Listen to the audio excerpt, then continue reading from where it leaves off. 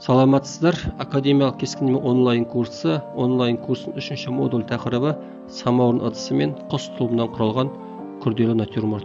11-ші практикалық сабақтың тақырыбы самаурын ыдысы мен құс тұлыбынан құралған күрделі натюрморт түспен орындау.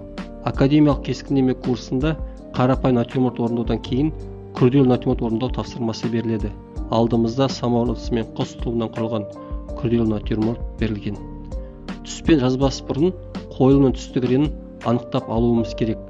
Қойылымға қарап отырып, ең жарық жері білек екенін аңғару қиын емес. Ал қою реңді самаурын көлеңкесінен және құс бас бөлігінен кездеседі. Практикалық жұмысқа кіріспес бұрын кіші өлшемді долбарлар салып алуымыз керек. Оның мақсаты ұсақ детальдарға мән бермей, негізгі реңдік қатынасын табу мен композицияға орналастыру ережелерін меңгеруді үйретеді. Салынған долбарлар ішінен ең сәтті шыққан композицияны планшетке түсіреміз.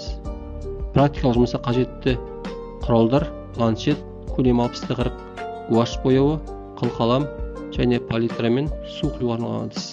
Осымен 11-ші практикалық сабақ тапсырмасы аяқталды.